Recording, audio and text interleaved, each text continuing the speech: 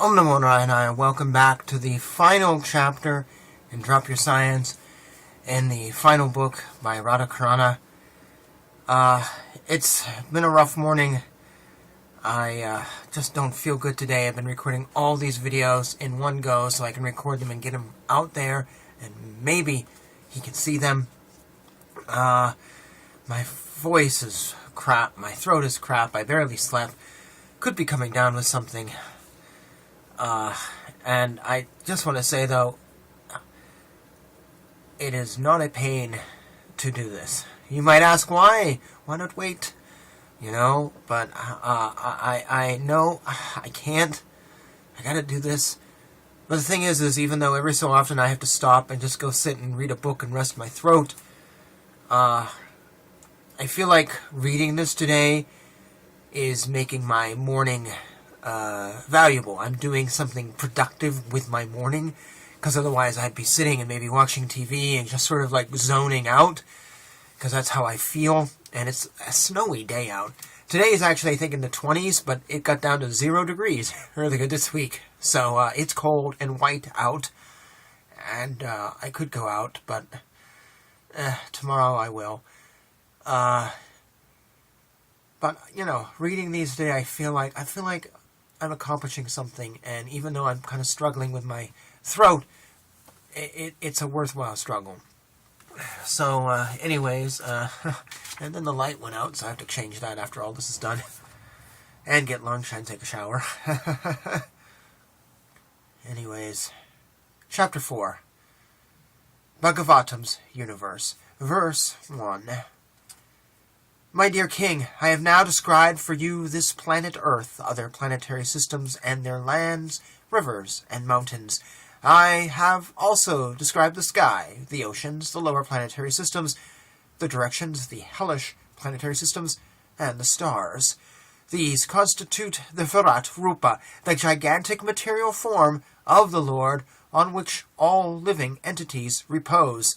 Thus, I have explained the wonderful expanse of the external body of the Lord.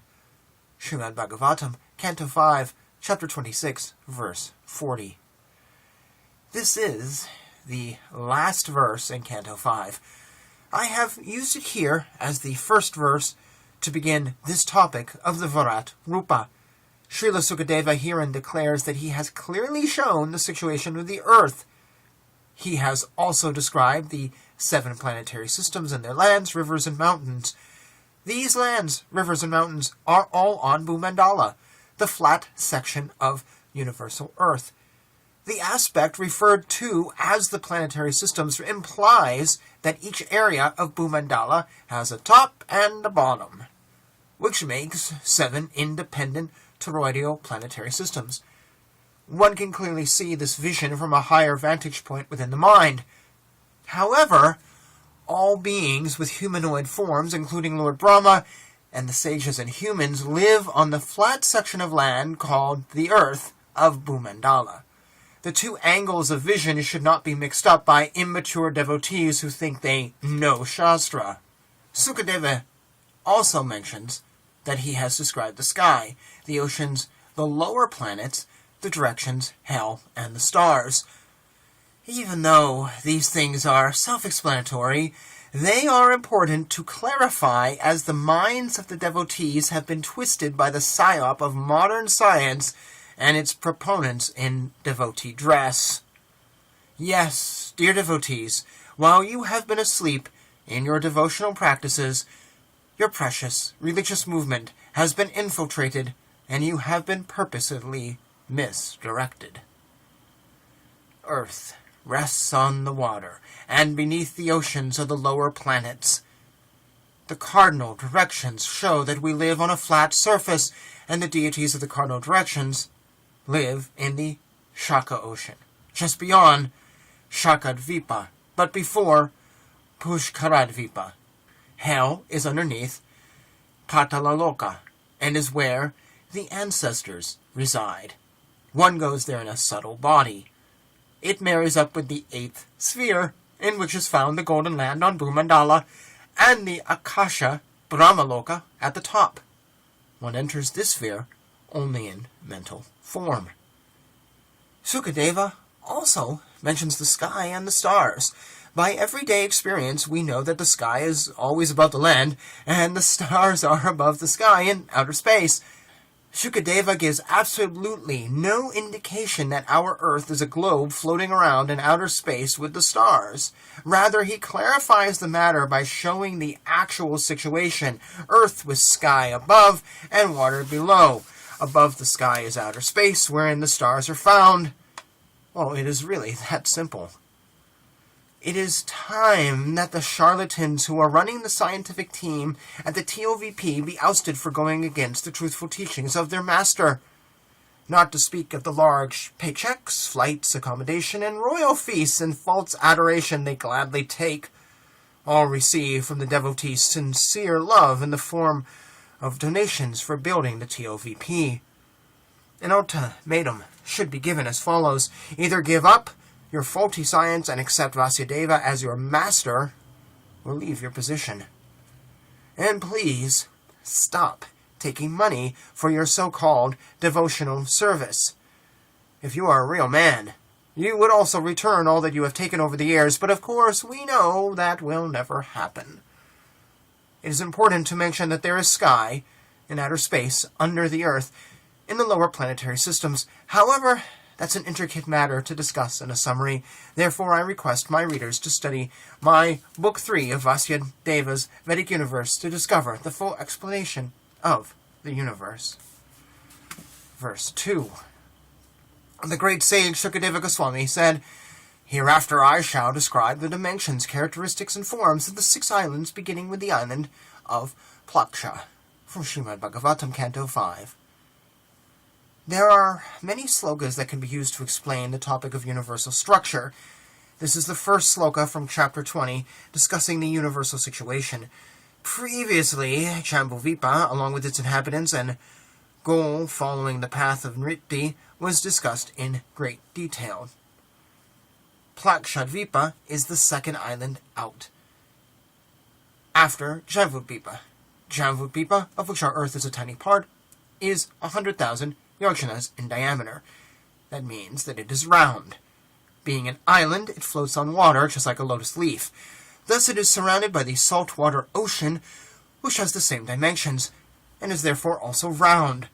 Plakshadvipa is exactly double the size of Jambudvipa, and the ocean surrounding Plakshadvipa is the same. That means it is also round. This same roundness goes for all the islands of Bhumandala, as they are all exactly double the island they surround. All the islands are earthy, and the first 6 of them have the yearly circumambulation of the sun, which offers the seasons just as it does on Earth. This means that an individual Pratibhu, sun, moon, etc., goes around each island. The sun also goes inwards for 6 months, towards what we call the Tropic of Cancer, and then outwards for another 6 months to what we call the Tropic of Capricorn. Doing this spiral movement, the sun passes the equatorial line twice per year. The 7th island, called Pushkaradvipa, is different. In the Pratibhu, sun and moon therein only ever move in a circle that causes day and night in either the north or the south of the island. Pushkaradvipa is known as the place where the angels or demigods reside, although they do have holiday resorts on the lower parts of Meru. As they do not calculate their time in terms of years, 100 being a lifetime, they instead use another system to calculate their life. The yearly cycle epitomizes growth, decay, and death in the form of spring, summer, autumn, and winter. This system is used by all islands up to Samaladvipa. Because each island is double the size of the previous, it is one way of winding a coil to give energy. The localized sun, moon, and Shushumara planetary system each take 10 times longer to make their complete yearly journey relative to the previous island, thus lifespans appear longer in comparison. Srimad Bhagavatam offers a unique way of calculating time that shows Einstein's views on time to be speculation. In this case, devotees use the golden rule that the literary personality of Godhead, Srila Vasudeva, is never wrong. as our tiny Earth island in Kali Yuga represents Jambudvipa in relation to the yearly time frame in the universe, we have a designated starting point for the least lifespan, which is calculated according to the circumambulation of a localized sun. Please note here that the Earth does not spin to give the day or the year. A quick calculation offers the following lifespans for all 6 earthly islands. Remember, these numbers are given relative to the lifespan of our people in Kali Yuga. So there is the Jambudvipa Island, 100 years. Then there's Plakshadvipa, 1,000. Saumalidvipa, 10,000. Kushadvipa, 100,000. Kranchadvipa, 1,000,000. Shakadvipa, 10 million. The situation on Jambudvipa is a little more complicated, as only here do we get the 4 yuga seasons. Thus we have different lifespans during the different yugas. The demigods on Pushkaradvipa use the combined 4 yugas to calculate their time, thus 1 Diva year is equal to 4,320,000 of our Kali Yuga years. The demigod's year is calculated according to the degradation of religion, as this is the root of where the seasons get their characteristics according to the sun moving closer to or further away from each area. 1 full lifespan for the demigods is a little over 71 Divya Yugas, or 306,720,000 of our Kali Yuga years. As there are superhumans living on Pushkaradvipa, there is another time frame current there also. That time is calculated in terms of an Ardbuddha, and there are normally 10 Arbuddhas in the life of a Pushkara human. Each Arbuddha is equal to 100 million of our Kali Yuga years. There is a code in the Srimad Bhagavatam which explains this matter. This is a quick explanation of the islands and the way time is calculated according to a localized sun, moon, and star system appearing in the atmosphere of each self-contained ecosystem. As explained earlier, this is the Wheel of Time created by Lord Brahma as a secondary creation with the help of Priyavrata Maharaja. And we're actually going to pause here, even though that was only 2 verses, but they were long, and I just need a moment to catch my breath. My apologies for mispronouncing Sanskrit. It is, it never works for me. I've never had a proper study of it, and I just sort of guess. And I've had people say, well, you should look up these words. But the problem is, if I've never read this before, how do I know what words to look up? And I read everything on this channel for the first time, so that becomes impossible. So my apologies for butchering the language. Oh well, maybe someday I'll figure it out, or someone can teach me the proper pronunciation, how to read them in English and recognize whatever. Okay, with that, I'm going to pause here, and I think we'll finish the book in the next video. Maybe not. We'll see. We'll see how I do. Jai Shri Krishna.